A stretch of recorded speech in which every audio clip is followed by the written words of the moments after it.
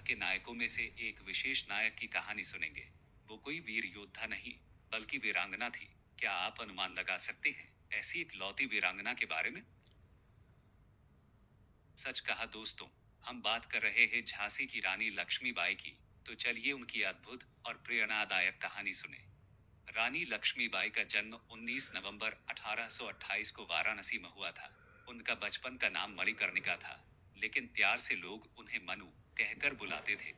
उनके पिता का नाम मोरोपंत तांबे और माता का नाम भागीरथी बाई था। उनके पिता एक मराठा दरबार में कार्यरत थे। उनकी माता धार्मिक प्रवृत्ति की महिला थी और उन्होंने छोटी मनु को धर्म और संस्कारों का ज्ञान दिया। जब लक्ष्मीबाई केवल 4 साल की थी, तब उनकी मां का निधन हो गया। इसके बाद उनके पिता ने उन्हें झांसी में पेशवा बाजीराव द्वितीय के दरबार में ले जाकर पाला।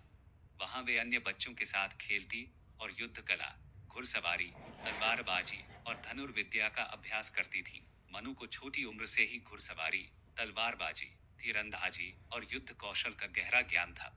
उन्होंने अपने दोस्तों के साथ युद्ध के खेल खेले और एक वीर योद्धा बनने के गुण विकसित किए।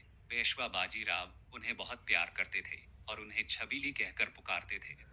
मणिकर्णिका का विवाह 1842 में झांसी के राजा गंगाधर राव नेवलकर से हुआ और विवाह के बाद वे रानी लक्ष्मीबाई कहलाने लगी। विवाह के बाद वे झांसी की रानी बनी और अपने पति के साथ शासन व्यवस्था में भाग लेने लगी।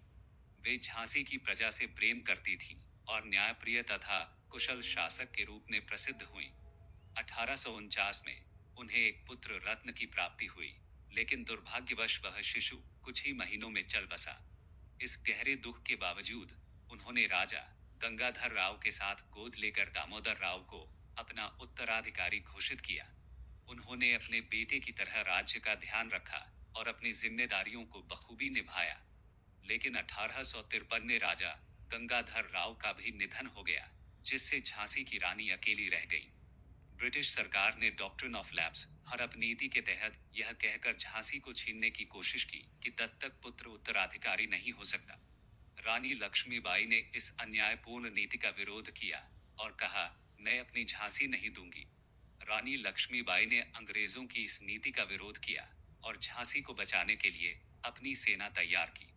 उन्होंने महिलाओं को भी युद्ध कला में प्रशिक्षित किया और अपने वीर सेनापतियों तांत्या तोपे झलकारी बाई, गुलाम गौस खान के साथ मिलकर अंग्रेजों के खिलाफ मोर्चा संभाला। उन्होंने झांसी के किले को मजबूत किया और हथियारों का संग्रह किया।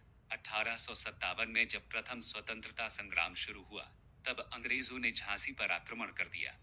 रानी लक्ष्मीबाई ने अपनी सेना के साथ बहादुरी से मुकाबला किया। उन्होंने युद्ध के मैदान में पुरुषों की तरह घुड़सवारी की और दुश्मनों का सामना किया। उनके अद्भुत साहस और युद्ध कौशल ने अंग्रेजों को चौंका दिया। 1858 में ब्रिटिश जनरल ह्यूग रोज ने झांसी पर हमला किया। रानी लक्ष्मीबाई ने अपनी सेना के साथ बहादुरी से लड़ाई लड़ी, लेकिन जब झांसी के किले पर अंग्रेजों ने कब्जा कर लिया, तब वे अपने पुत्र दामोदर राव को पीठ पर बांधकर अपने घोड़े बादल पर सवार होकर किले से बाहर निकल गईं। कहा जाता है कि उन्होंने झलकारी बाई को अपनी जैसी पोशाक पहनाकर किले में छोड़ दिया, ताकि दुश्मन धोखा खा जाए। इसके बाद उन्होंने कालपी और ग्वालियर में भी संघर्ष किया। 17 जून 1858 को ग्वालियर के कोटा की सराय में उन्होंने अंग्रेजों के खिलाफ अपनी अंतिम लड़ाई लड़ी। वे अंग्रेजों से घिरी हुई थी, लेकिन वे अंत तक लड़ती रही। गंभीर रूप से घायल होने के बाद भी वे वीरता से डटी रही। अंततः अपनी मातृभूमि की रक्षा करते हुए उन्होंने वीरगति प्राप्त की। एक अन्य परंपरा के अनुसार रानी लक्ष्मीबाई युद्ध में बुरी तरह घायल हो गई थी। वह नहीं चाहती थी कि अंग्रेज उनके शरीर पर कब्जा करें, इसलिए उन्होंने एक साधु से इसे जलाने के लिए कहा।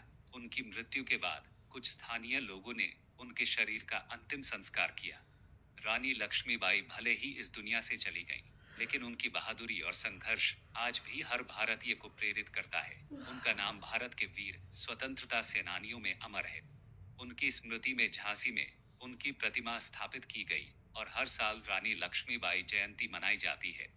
उनका बलिदान भारतीय स्वतंत्रता संग्राम की नींव बना और उन्होंने हर भारतीय को यह संदेश दिया कि स्वतंत्रता किसी से भीख में नहीं मिलती, बल्कि इसके लिए संघर्ष करना पड़ता है। रानी लक्ष्मीबाई की यह कहानी हमें सिखाती है कि अगर हमारे अंदर आत्मबल और साहस है, तो हम किसी भी विपत्ति का सामना कर सकते हैं।